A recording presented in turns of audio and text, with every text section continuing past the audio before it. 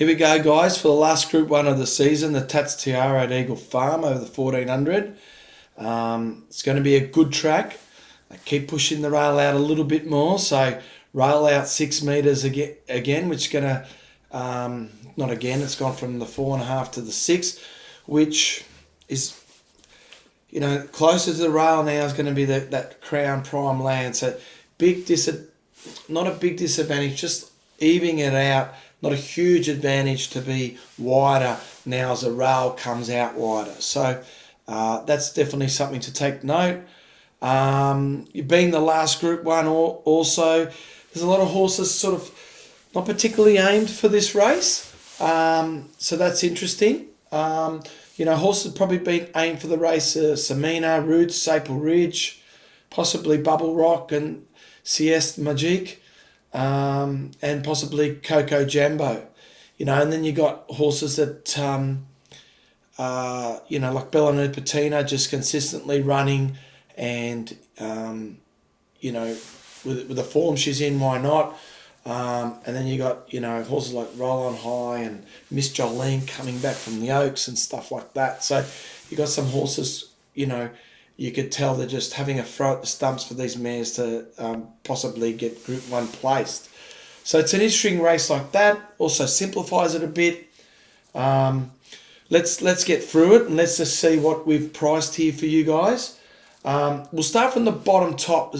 There's a lot of dead weight in this race, we must say. So we'll quickly work from the bottom and work up to the class. Starting with Willinga Beast here, look, with this barrier and the fact that the 1400 at this track, this barrier, I don't give it much hope. But we think $46 price is probably still not bad considering coming off that last win. Banana Queen may have an excuses last start because it blundered at last start and maybe pulled something in the run because that run was too bad to be true. A run before that wasn't too bad, but probably at her best not good enough either. Miss Jolene, pretty interesting. As you can see, we got it in the green. We priced around $20. Market's got $46. Look, she ran a half length to Scarlet Oak, so her ratings actually give her 1.5 lengths off Bella Nipotina on those runs. She's quite highly rated. Now this horse can sprint. She's a Doomman 1350 winner. You have to have a bit of a sprint there to be able to win over that race, to win over that distance at that track. She ran well over a mile in a listed race. She's in good form. So we're priced at $21. We've penalised her a length coming back from the 2-2 within 3 weeks coming back from 2,200. This is very hard to do, and that's why they're pricing this horse so big. Maybe we should have penalised them more than a length coming that far back in distance, but I don't like penalising horses more than a length for a bad barrier or jockey or things against. So that's sort of where we ended up with this horse. So that's really interesting. Should we penalise them all length? Maybe, but there's no doubt this race could be run hard. She could get a good run in behind them and sprint. If this race is run quite hard, which it could be, this is going to bring into the race. So bit of value there, $46, Miss Jolene. Abounding, had a lovely draw last start. This time no luxury, and with that hasn't got the luxury of that, and probably not good enough on its merits either. Roll on High, well, again, like Miss Jolene, very classy filly, 1.5 lengths, but it's been up for a while and we penalised it a length, and even though we've done that, market's got 11, we've got 19, we've got her in the red. She's not value. We're a bit surprised she ran in the Stradbroke. A bit surprised with Moody running this filly so much. So he knows his horses. He wouldn't normally do this. We were surprised she was in the Stradbroke. We know they brought her up north because she's got a lot of potential. They got that win and they threw her in the deep end of the Stradbroke. and she already had a few runs. We thought should have got that win and pulled the pin. But again, we want to question trainers like Moody and Ma, but we're punters here. So is $11 value considering all this? We don't think so. So we've got her in the red. We priced her around $20. Mate's got 11. Coco Jambo. This filly, I should say, is going well. We've got it in the green. We priced it around $10, $11 in the 17. Got back from my draw last start and was good on the line. It's going to get a great run from a softer draw. So third up from a spell. Gee, I thought this horse was value, and it's going to be right there. Zoe's Promise is going to run well, this horse, back to the 1400 on a firm track, out rolling in front. I believe it's going to go rolling, creating space from that draw, got no option rather than go forward, and it's going to run really well. More Secrets, probably not good enough, guys, but first up, it does run really well. It's got a bit of class, and being first up in this run, in this race, tells me Hawks are aiming the horse for this race, and they know she goes best well fresh. We've got it in the orange because we priced to $67, 100 to 1's probably overs. Osbred Flirt, good mare this. Drawn not so well, but well over the odds. It's run behind CS. Majik was really good, but can't see much changing from this draw. Probably going to run a good race behind that filly again, but around $35 is overs. Lickvarte is probably a miler. Got in the red, price around $64. Market's got a 41. Bit surprised off a bad run last start, and probably wants more than 1400 on the firm track. CS Majik got her half a length from the top rider, priced at $8. Marcus got 7. Got in the green. We're only $1 out. If you really like this horse, $7 is probably the right price, and you can get on. Look, this was a Coolmore place getter with Graham Begg. Waller's got the horse, and it came out and won well. It's been probably 6 weeks between runs. You'd probably think the horse would improve off that. But Waller, when he gets one from another trainer, he likes to really see what's under the bonnet and get it pretty fit. So there should be a little bit of improvement, but not as much as what you'd normally think when Waller takes over a horse with its first run. Vienna Princess, fair last start, going to get back on inside draw. Got it in the orange, $46 for this horse, probably not bad.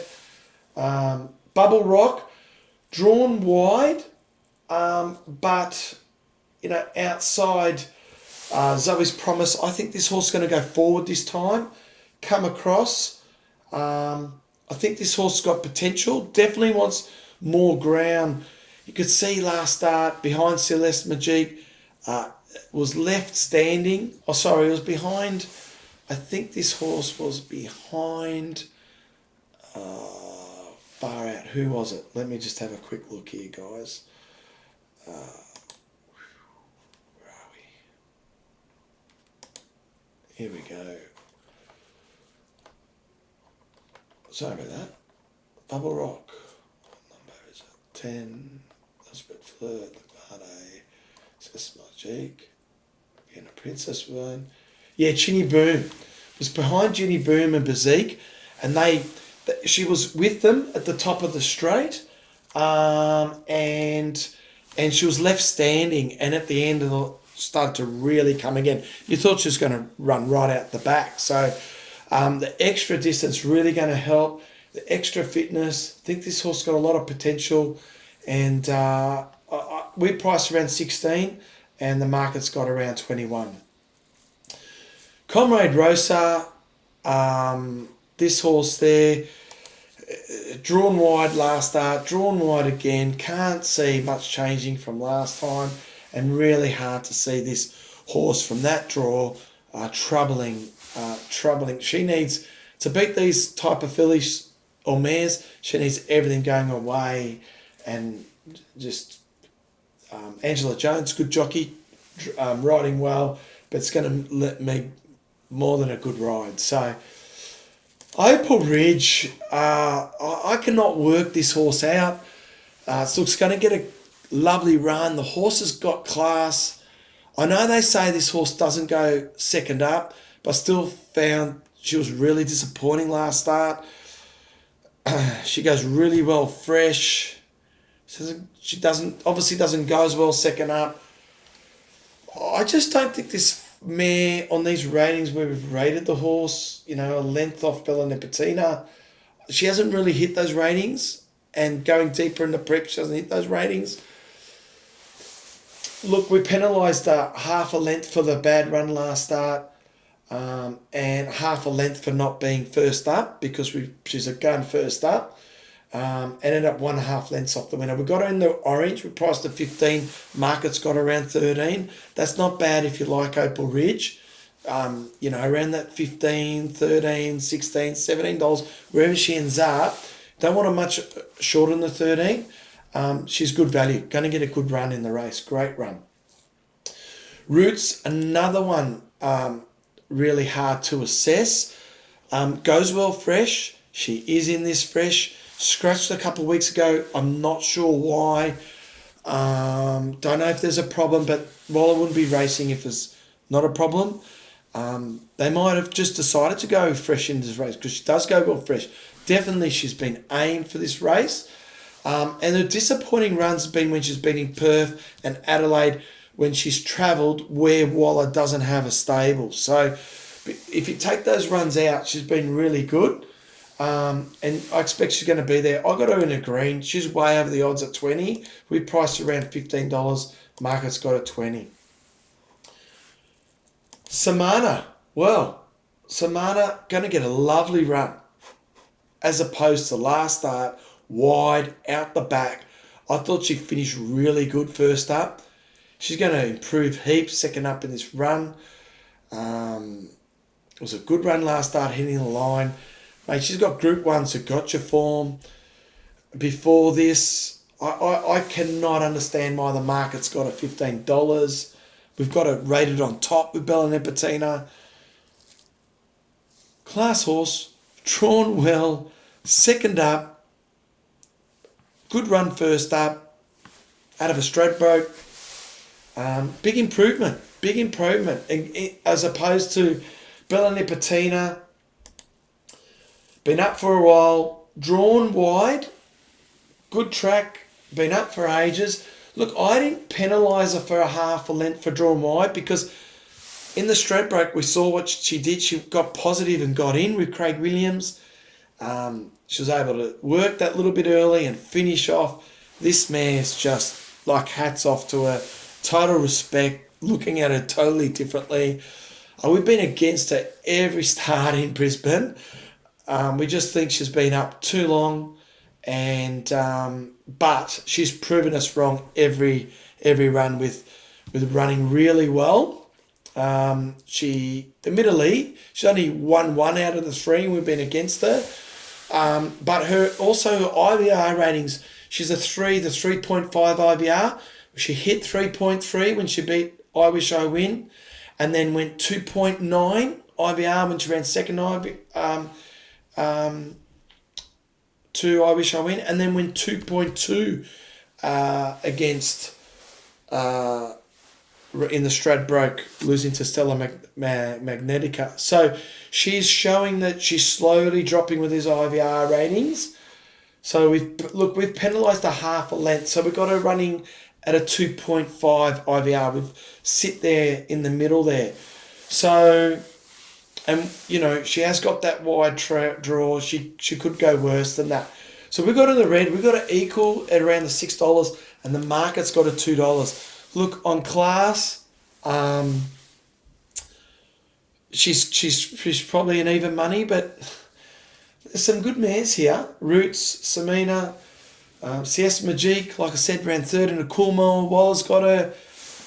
Is she that far ahead in the ratings? And is she going to stop? Is she going to keep dropping with her IVR rating?